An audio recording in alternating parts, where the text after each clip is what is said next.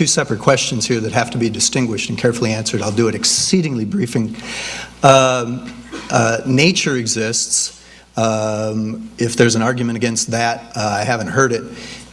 To argue that naturalism, therefore, is correct simply requires the additional view that none of the positive arguments for supernaturalism work. To declare that supernaturalism cannot be proven false is in itself not a positive argument for supernaturalism. Now, Dr. Shook, from those two premises, that nature exists and that there is no bridge to a supernatural reality, do you really think that it follows that nature is all there is? That is the most reasonable conclusion remaining so far. By what logical rule of inference does that follow? It seems to me that from those two premises, all that follows is we don't know if there is something beyond nature. Let me try an analogy. Suppose, to see how my reasoning process works, let me try an analogy. Suppose you have a large sum of money you wish to invest, and I'm a broker, and I'm telling you the stock market's going up and up and up and up and up, and you say to me, well, now look, I'm pretty happy with my bank checking account. My money's really safe. Give me several positive good reasons for investing it in the stock market. And I proceed to give you one after another really weak, in your judgment, argument. And after you get past the third or fourth one, you stop me and you say, no, I'm not going to additionally try to put my money in the stock market. I don't want my money there. You haven't given me enough good reasons. Okay, now, the naturalist is somebody who retains this belief in exactly nature. Illustrates my point. That person has not given you reasons to believe the stock market is going up. But that doesn't allow you anyway logically to conclude that therefore the stock market isn't going to go up or that it's going to go down. You simply have to withhold judgment. You see, it seems to me your reasoning here is logically invalid. No, it's not logically invalid. It's simply conservative. I'm very conservative with my money. Let's talk. Let me again try to explain very briefly without taking up your valuable time.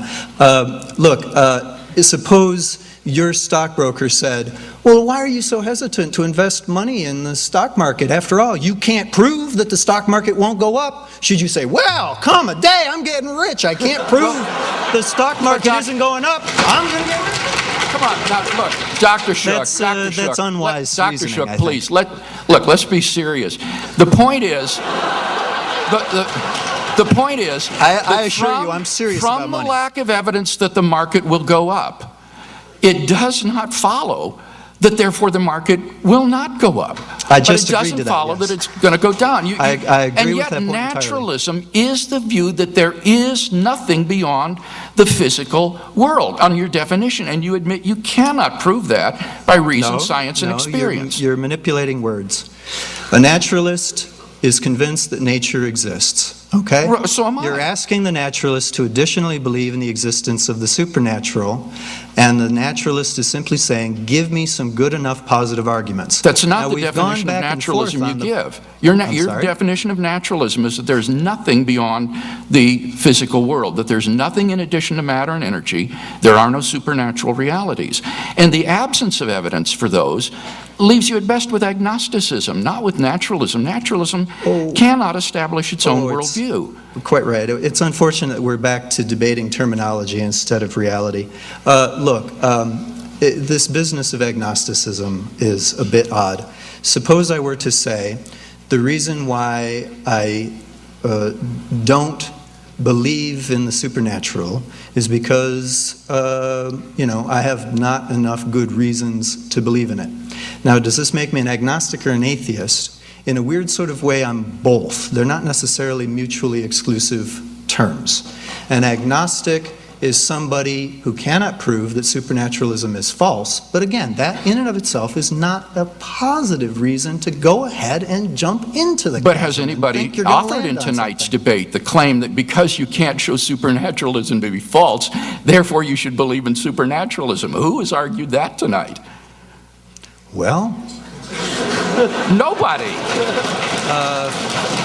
I've given five When I positive hear arguments for you have supernaturalism, tonight, and we've not heard any positive arguments for naturalism. All you have said is that my arguments fail, but that doesn't serve to establish that the material world is the only reality there is. There could be something beyond it. There could be something beyond it, and I've already told you it might be more nature. For all you know or anybody Then that's knows, self-contradictory. I don't need the If supernatural. it's more nature, it's not beyond it, right? That's a self-contradiction, friends. Those who say that there may be more nature beyond it, it's still nature. That doesn't say there is something beyond nature.